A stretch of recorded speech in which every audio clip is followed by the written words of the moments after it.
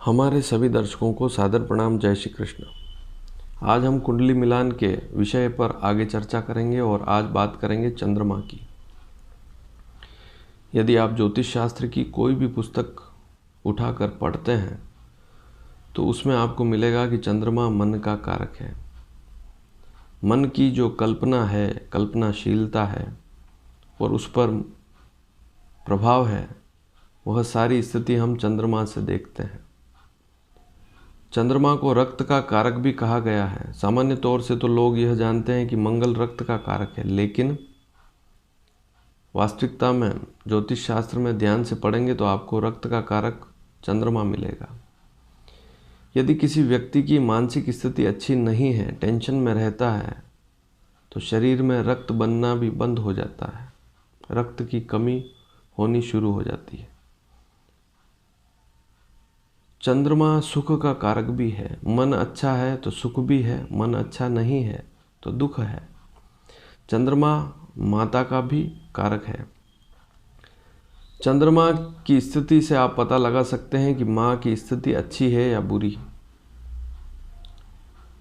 पृथ्वी पर जो जड़ और चेतन है वह भी चंद्रमा के आधार से ही संचालित होता है।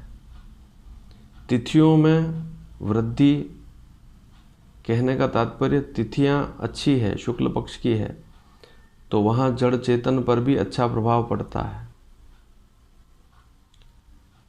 चंद्रमा की कलाओं की बात करें तो प्रतिदिन चंद्रमा की गति 800 कला तो होती ही है, कभी कम कभी ज़्यादा होती है।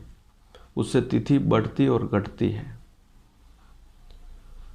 अष्टमी से लेकर, शुक्ल पक्ष की अष्टमी से लेकर कृष्ण पक्ष की सप्तमी तक चंद्रमा बलवान होता है। इस दरमियान जो भी लोग जन्म लेते हैं उनकी कुंडली में चंद्रमा मजबूत होता है। चंद्रमा एक राशि को पार करने में 2.25 दिन लगाता है, जबकि सूर्य को उसी राशि को पार करने में 1 महीना लग जाता है। अब आप ही सोचें, चंद्रमा कितना तेज है, मन भी उसी प्रकार बहुत तेज चलता है और मन चंचल भी है। यदि मन बहुत ज़्यादा चंचल है तो समस्याएं बढ़ जाती है। इसी प्रकार से यदि आप देखें कि चंद्रमा जो है पृथ्वी के बहुत नज़दीक है और बहुत नज़दीक होने के कारण हमारे ज्योतिष शास्त्र में चंद्र राशि को विशेष महत्व दिया गया। सूर्य राशि को हमारे ज्योतिष शास्त्र में उतना महत्व नहीं दिया जितना कि चंद्रमा की राशि को विशेष महत्व दिया, और उसी आधार पर हम किसी व्यक्ति का नाम भी निकालते हैं। यदि पुराणों में पढ़ें तब भी कुछ ऐसी बातें आपको चंद्रमा के बारे में सुनने को मिलेगी। वहाँ पर चंद्रमा को विलासिता वाला भी बताया है। जब समुद्र मंथन हुआ था तब वहाँ से चंद्रमा, 14 रत्नों में से चंद्रमा भी प्रकट हुआ और फिर उसे भगवान शिव ने अपने मस्तक पर धारण किया। तो भगवान शिव ने मस्तक पर चंद्रमा को धारण किया, इसका सीधा अर्थ है कि मन पर नियंत्रण, अर्थात जो शिव की उपासना करता है उसका मन नियंत्रित रहता है। जैसे भगवान शिव को कोई भी प्रभावित नहीं कर सकता, उनके मन को कोई भी प्रभावित नहीं कर सकता। इसी प्रकार से यदि एक मनुष्य, साधारण मनुष्य भी शिव की उपासना करे तो उसका मन जो है संतुलित हो जाता है। तो बात करते हैं आज कुंडली में सप्तम भाव की। यहाँ पर आप कुंडली देखें, सप्तम भाव को देखें। सप्तम भाव में यदि चंद्रमा अकेला बैठा हुआ है, ध्यान से सुने, चंद्रमा सप्तम भाव में अकेला बैठा हुआ है तो यह स्थिति अच्छी नहीं होती है, चाहे चंद्रमा किसी भी राशि में बैठा हुआ हो। अब यहाँ पर यदि हम राशियों की बात करें तो 12 राशियां हैं। उसमें उन राशियों के 3 गुण धर्म हैं। 4 राशियां स्थिर होती है, 4 राशियां चर होती है, 4 राशियां द्विस्वभाव होती है। मेष, कर्क, तुला और मकर 1, 4, 7 और 10 का अंक यदि सप्तम भाव में लिखा हुआ है और चंद्रमा सप्तम में बैठा हुआ है तो व्यक्ति का मन जो है स्थिर नहीं रहेगा, इधर उधर भटकता रहेगा। तो कुंडली मिलाते समय यदि लड़की की कुंडली में इस प्रकार का योग नहीं है, लेकिन लड़के की कुंडली में इस प्रकार का योग है, तो बहुत सोच समझकर मिलान करना होगा। आखिर वह लड़का चाहता क्या है, उससे अच्छी तरह से पूछना होगा, अन्यथा विवाह के बाद फिर समस्याएं उत्पन्न हो जाती है। चंद्रमा को सप्तम में भोगी भी बताया है, व्यक्ति विलासिता वाला भोगी बताया है। तो अस्थिर राशि अर्थात चर राशि 1, 4, 7, 10 पर सप्तम भाव में चंद्रमा हो तो व्यक्ति की मानसिकता को प्रभावित करता है। चंद्रमा मन बहुत ज़्यादा चंचलता वाला होता है।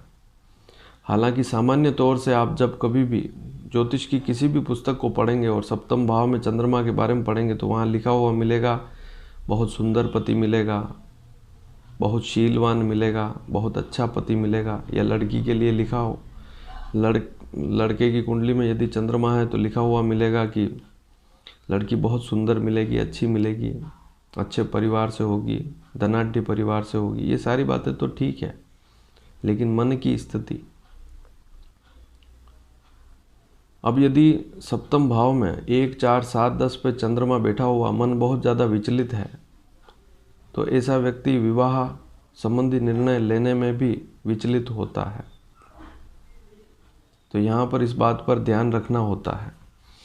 इसी प्रकार से 4 राशियाँ स्थिर होती हैं, स्थिर राशियाँ, मन स्थिर रहता है किसी एक बात पर, तब भी समस्याएं होती है। ऐसी कौन सी राशियाँ हैं?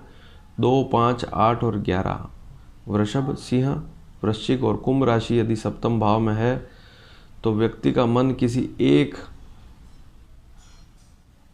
तरफ रहेगा, एक व्यक्ति की तरफ रहेगा। मान लीजिए किसी लड़के को लड़की पसंद है पहले से ही और माता पिता उसका विवाह कहीं और करा देते हैं, तो ऐसी स्थिति में क्या होगा? समस्याएं बढ़ जाएगी, दिक्कतें बढ़ जाएगी। तो हमें स्थिर राशि का चंद्रमा अगर सप्तम में बैठा हुआ है तो वहाँ पर भी ध्यान लगाना होगा कि कहीं चंद्रमा 2, 5, 8 और 11 अंक पर बैठा हुआ है, सप्तम भाव में है। हालांकि 3, 5 और 11 नंबर अंक पर चंद्रमा बैठा हुआ है तो वैसे भी ज्योतिष शास्त्री इसे बुरा मानते हैं। 3, 5 और 11 नंबर अंक पर चंद्रमा सप्तम भाव में बैठा हुआ है तो इन 3 राशियों पर तो ज्योतिष शास्त्री वैसे भी बुरा बताते हैं चंद्रमा को, वैवाहिक स्थिति को खराब बताते हैं। लेकिन मैं तो सभी राशियों के लिए बता रहा हूँ, चंद्रमा सप्तम में अकेला बैठा हुआ है तो सावधानी रखनी ही होती है। तो स्थिर राशि 2, 5, 8 और 11 नंबर अंक पर सप्तम भाव में चंद्रमा है तो व्यक्ति को, जैसे मान लीजिए आपकी लड़की है और उसकी कुंडली में सप्तम में चंद्रमा नहीं है, लेकिन जिस लड़के से मिलान हो रहा है उसकी कुंडली में सप्तम में चंद्रमा है और इन्हीं अंकों पर है, तो सब सारी बातें छानबीन करें और फिर विवाह करें। कहीं उसे पहले से ही तो कोई लड़की पसंद नहीं, या उसका मन कहीं एक स्थान पर ही तो स्थिर नहीं,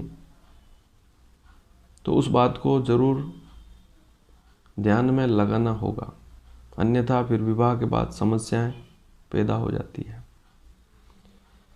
अब बचती है 4 राशियां और 3, 6, 9 और 12। ये द्विस्वभाव राशियां, डबल माइंड, दिमाग में 2 बातें चलती है। विवाह के समय भी यदि 2 लड़कियां सामने हैं या 2-3 मिलान आ जाते हैं तो व्यक्ति का मन विचलित हो जाता है, किससे विवाह करूं, और ऐसी स्थिति में वह निर्णय नहीं ले पाता है। यह स्थिति भी बड़ी खराब है।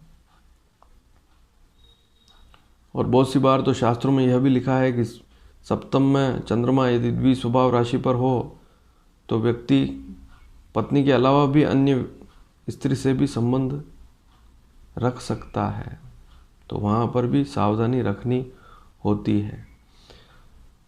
तो 3, 6, 9 और 12 नंबर अंक पर सप्तम में चंद्रमा है तो यह द्विस्वभाव राशियाँ हैं।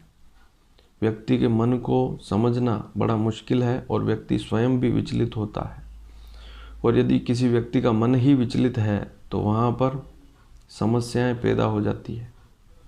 विवाह के बाद यदि मन विचलित हो गया तो क्या होगा? मान लीजिए किसी लड़की की कुंडली में इस प्रकार का योग है, उससे किसी लड़के ने विवाह किया और उस लड़की का मन विचलित हो गया विवाह के बाद, तो फिर क्या होगा? या लड़के की कुंडली में इस प्रकार का योग है और उसका मन विचलित हो गया तो क्या होगा? वैवाहिक स्थिति खराब हो जाएगी। सप्तम में चंद्रमा अकेला बैठा हुआ है और राहु यदि 11वें भाव में बैठा है, तीसरे भाव में बैठा है, तो राहु की सीधी दृष्टि सप्तम भाव पर पड़ेगी, चंद्रमा पर पड़ेगी। ऐसी स्थिति में तो बहुत गंभीर स्थितियां भी होती है, हमने देखी है, बहुत बड़ी बड़ी समस्याएं हो जाती है, वैवाहिक दिक्कतें आती है।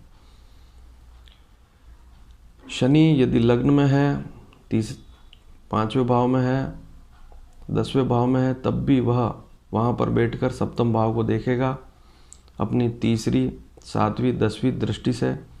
और चंद्रमा पर जैसे ही शनि की दृष्टि पड़ेगी तो विष योग बनेगा, मानसिक स्थिति खराब हो जाती है। तो वहाँ पर भी वैवाहिक स्थितियाँ हमने खराब देखी है।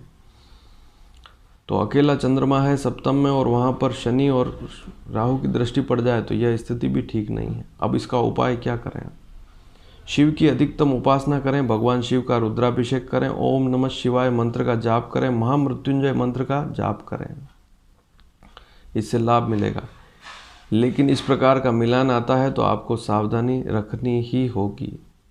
लड़का या लड़की किसी भी कुंडली में इस प्रकार का चंद्रमा है, मान लीजिए आपके लड़के या लड़की कुंडली में ऐसा नहीं है, लेकिन जहाँ से मिलान आया है उस कुंडली में सप्तम में चंद्रमा है, तो उस लड़के या लड़की से पूरी बात करें, विचार पूरा मिले तभी विवाह की तरफ बढ़ें।